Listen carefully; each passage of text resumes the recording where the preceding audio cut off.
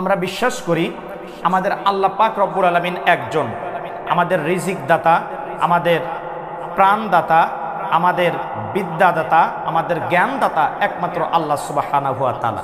হিন্দু ভাইরা বিশ্বাস করে তাদের বিদ্যার দেবী একজন, তাদের খাবারের দেবী একজন, তাদের পানি দেওয়ার দেবী একজন, তাদের বাঁচানোর দেবী একজন, তাদের জান কবজ করার দেবী আরেকজন। এভাবে তারা বিভিন্ন ভাবে বিশ্বাস করে থাকে। হিন্দু ভাইরা 33 কোটি দেবদেবীর উপাসনা করে। 33 কোটি দেবদেবী, তুলসী গাছের নিচে 64 কোটি ভগবান, বেদে পুরাণে মহাভারতে ইথাই নাই তার কোনো প্রমাণ। ও বন্ধু, সেই কারণেই বলি যে সরস্বতী দেবীকে যদি বিদ্যার দেবী হিসেবে প্রণাম করা হয়, সরস্বতী দেবীকে তারা বিদ্যার দেবী মনে করে থাকে হিন্দু ভাইরা। বিদ্যার দেবী সরস্বতী যদি হতো তাহলে মুসলমান ছেলেদের, মুসলমান মেয়েদের একটারও পরীক্ষায় গোল্ডেন প্লাস পাওয়ার কথা না, কারণ মুসলমান ছেলে মেয়েরা তো আর সরস্বতীকে পূজা করে না। তাহলে বোঝা যায় যে সরস্বতী হলো বিদ্যার দেবী নয়। সরস্বতী যদি বিদ্যার দেবী হতো তাহলে মুসলমান ছেলেদের পাশ করার কথা না, মুসলমান মেয়েদের পাশ করার কথা না, মুসলমান ছেলেদের লেখাপড়া শেখার কথা না, কারণ মুসলমান ছেলেরা তো আর সরস্বতীকে পূজা করে না। সরস্বতীর পূজা হিন্দু ভাইরা করে, আর সরস্বতী পূজার যেই প্রণাম মন্ত্র তারা বলে, আপনি যদি এই প্রণাম মন্ত্রর ব্যাখ্যা যদি শোনেন, তাহলে আপনি যেই ধর্মেরই মানুষ হন না কেন, আপনার ভিতরে একটা ঘৃণা সৃষ্টি হবে। আপনার ভিতরে কি ঘৃণা সৃষ্টি হবে আমি বলি, শোনেন।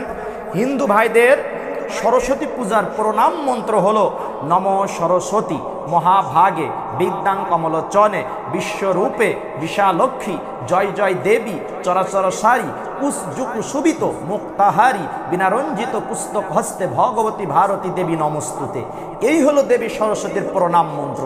আচ্ছা, তারা দেবীকে সম্মানের চোখে, সম্মানের দৃষ্টিতে প্রণাম করছে, সম্মান করছে, ভক্তি করছে, কিন্তু ভক্তি করতে গিয়ে এই যে জয় জয় দেবী চরাচর সারি কুশযুকুশোভিত মুক্তাহারি, এই 3 নাম্বার লাইনের 2টা শব্দ, এ তো নিকৃষ্ট 2টা শব্দের ব্যাখ্যা, যা শুনলে আপনার ভিতরে একটা রাগে গোসাই ভিতরটা আপনার শিউরে উঠবে, গায়ের লোম খাড়া হয়ে যাবে, যেহেতু নিকৃষ্ট ব্যাখ্যা। একটুখানি শোনেন। সংস্কৃত ভাষা, ও বাবা, সংস্কৃত ভাষা দিয়ে আমরা লেখাপড়া করেছি, এমনি কথা বলছি না। সংস্কৃত ভাষা আপনি দেখতে চাইলে সংস্কৃত ভাষার ডিকশনারি আপনি খুলে খুলে দেখতে পারেন যে কিভাবে শব্দগুলো লেখা আছে। আমার কথা ভুল হলে আপনি বলতে পারেন। এই যে সরস্বতী দেবীর প্রণাম মন্ত্র, যেইটা যে নমো সরস্বতী মহাভাগে বিদ্যাং কমলোচনে বিশ্বরূপে বিশালক্ষ্মী জয় জয় দেবী চরাচর সারি কুশযুকুশোভিত মুক্তাহারি বিনারঞ্জিত পুস্তক হস্তে ভগবতী ভারতী দেবী নমস্তুতে, এটা হলো 4 নাম্বার। এই মন্ত্রটা হলো 4 লাইন। এই মন্ত্রের 3 নাম্বার লাইন হলো জয় জয় দেবী, অর্থাৎ এ দেবী, এই বিশ্ব ব্রহ্মাণ্ডে তোমার জয়ের ধ্বনি। জয় জয় দেবী চরাচর সারি। কুশ শব্দের অর্থ হলো স্তন বা দুধ। কুশ যুগ মানে তোমার স্তন, যুগ মানে যুগল, তোমার 2টা স্তন যুগল। শোভিত মানে সাজানো, মুক্তাহারি মানে মুক্তার হার দিয়ে তোমার 2টা স্তন সাজানো। নাউজুবিল্লাহ, এ তো নিকৃষ্টতম একটা ব্যাখ্যা হতে পারে এই মন্ত্রের।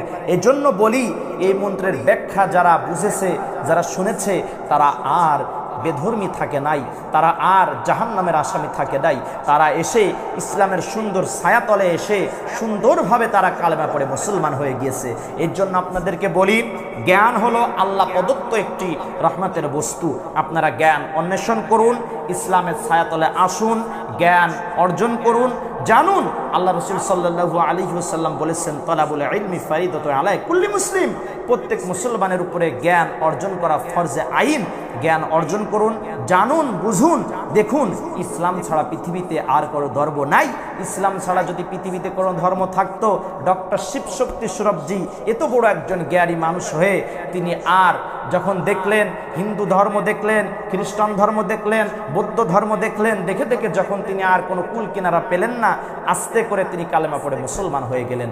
এই জন্য দেখুন, পৃথিবীতে হিন্দু মুসলমান হয় কালেমা পড়ে, বৌদ্ধ কালেমা পড়ে মুসলমান হয়, এই খ্রিস্টান কালেমা পড়ে মুসলমান হয়, যখন তাদের বুঝ হয়ে যায় আল্লাহ ব্যতীত কোনো মাবুদ নাই, রসুল ব্যতীত আর কোনো সুপারিশ করার জামিনদার আর কেউ নাই, আস্তে করে কালেমা পড়ে মুসলমান হয়ে যায়। আসসালামু আলাইকুম রহমতুল্লাহ।